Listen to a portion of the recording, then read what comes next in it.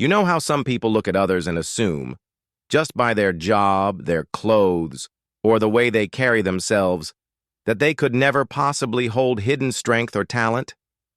Well, that's exactly what happened one quiet evening at a local martial arts gym where a group of students had gathered for their usual training. Among them was a confident young man who had recently earned his black belt, and in his mind, that belt wasn't just a piece of cloth tied around his waist. It was proof of superiority, authority, and respect. He had spent years in training, but somewhere along the way, humility had slipped through his fingers. He walked into the gym with a smirk on his face, the kind that says, "I know I'm better than anyone else here." But fate has a way of humbling the proud in the most unexpected of ways. On that same evening, sweeping the floor and quietly minding his own business, was the janitor, an older man who had been working at the gym for years. He wore faded work clothes and old sneakers that squeaked against the mats as he moved around. With his mop, but behind those calm eyes was a story no one bothered to ask about. The students barely noticed him, except for the black belt who saw an opportunity for amusement. "Hey, old man," he called out with a chuckle. "Want to spar for fun? Let's see if you've picked up anything while cleaning our mats." The gym erupted with laughter at the sheer absurdity of the challenge, but the janitor simply looked up, gave a small smile, and set his mop aside.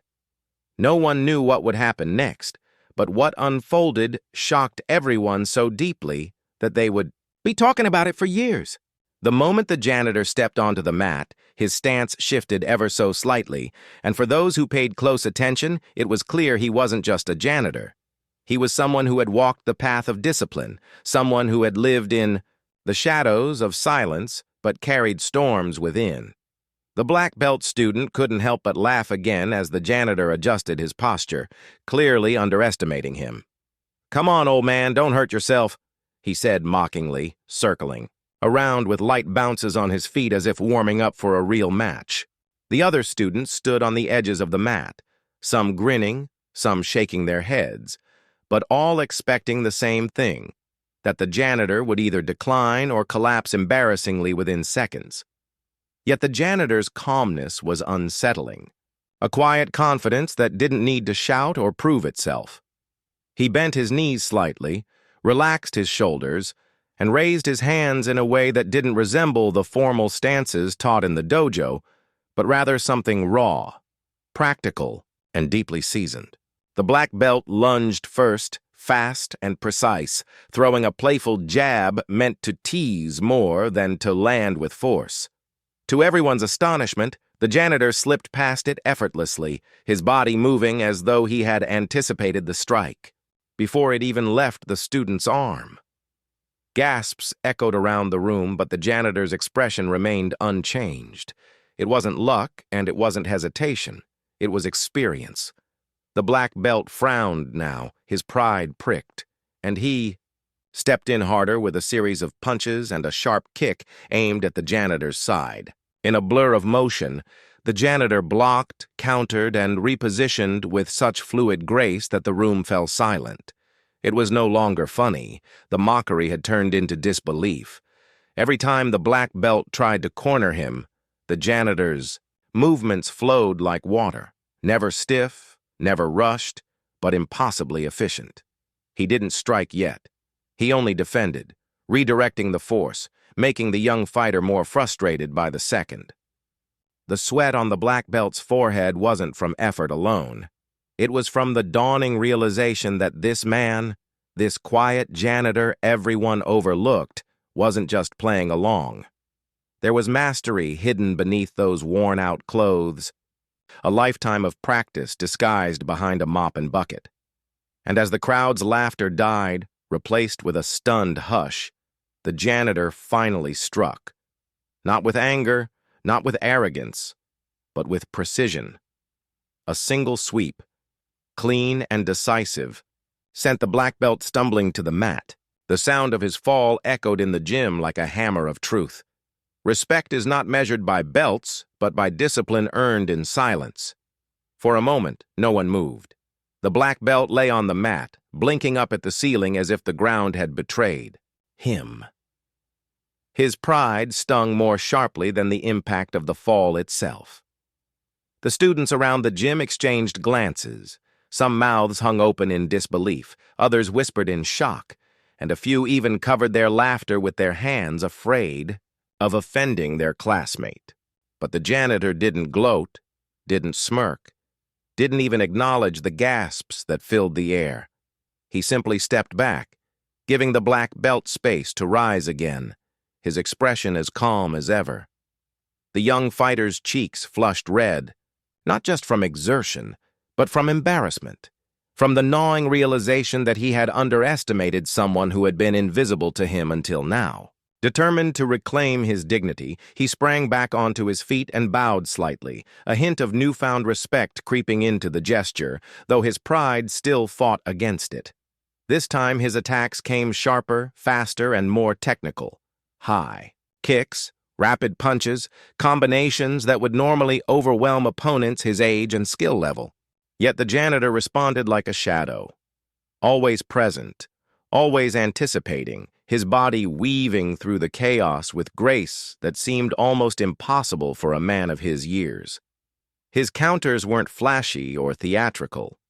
They were subtle, efficient, the kind of movements born not out of memorizing katas but from living through countless real encounters. Each deflection, each step, told a story that the black belt was only beginning to understand.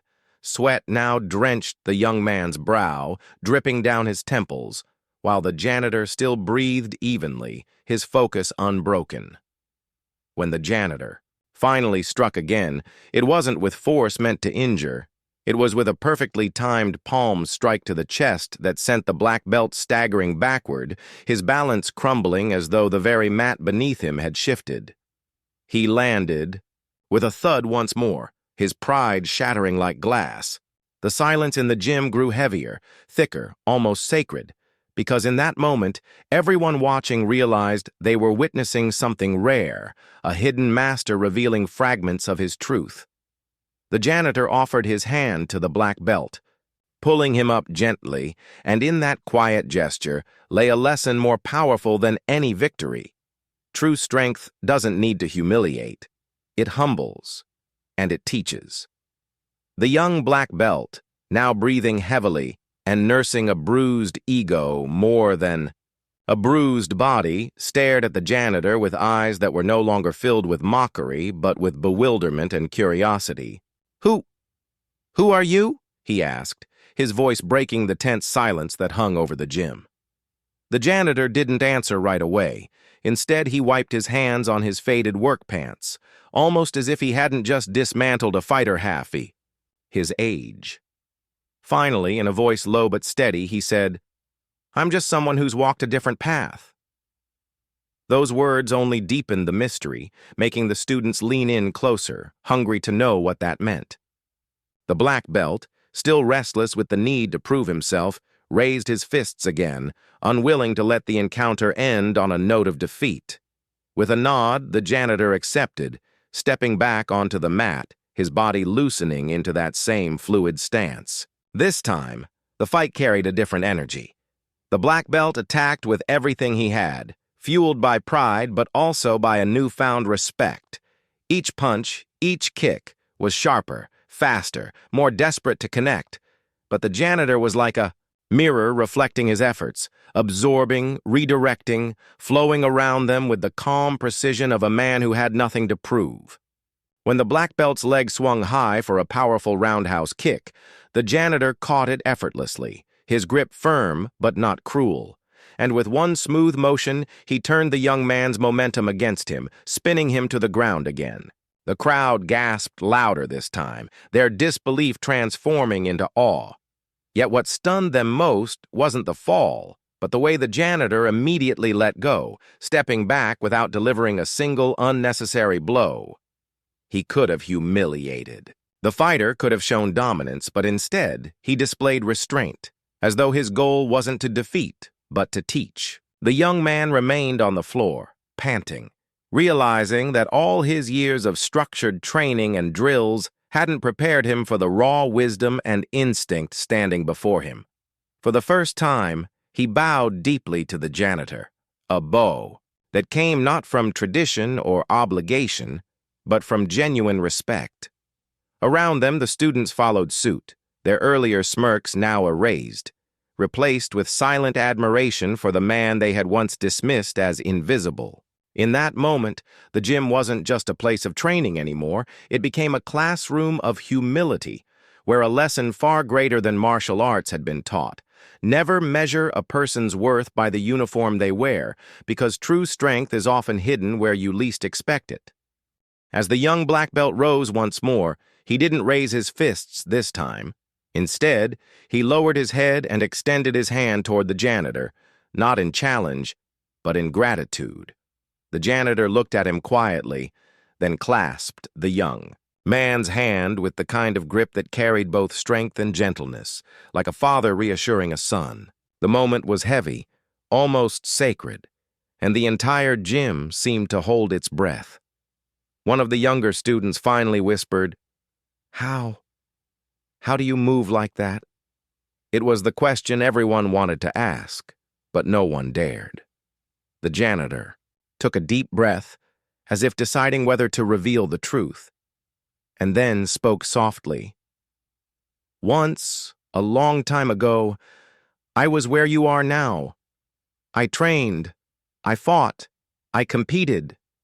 But life has a way of humbling even the strongest. Titles fade, belts lose their shine, but discipline and humility, those stay with you forever." His words sank deep into every listener, weaving into their thoughts like seeds of wisdom.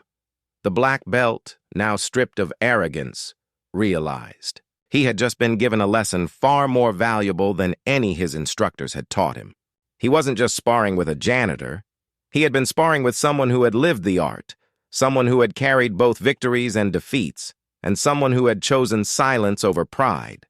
The students who had once giggled at the thought of a janitor stepping onto the mat now stood in reverence, their eyes filled with a new understanding. Greatness doesn't always shout. Sometimes it whispers quietly in the corner, waiting for the right moment to remind the world of its presence. The janitor picked up his mop again, as though nothing extraordinary had happened, returning to his work with the same quiet humility he had arrived with. But for everyone who had been there, the memory of what they had just witnessed would never fade. That night, as they left the gym, they carried not only the image of the black belt being humbled, but also the deeper lesson etched into their hearts, that respect must never be judged by appearances, and that true warriors are often hidden, in plain sight, disguised by the simplest of roles. And so, what began as a joke, as a challenge meant for amusement, became a story that left everyone speechless, a story that would be told and retold with awe. The day a janitor reminded them all what true mastery really looked like.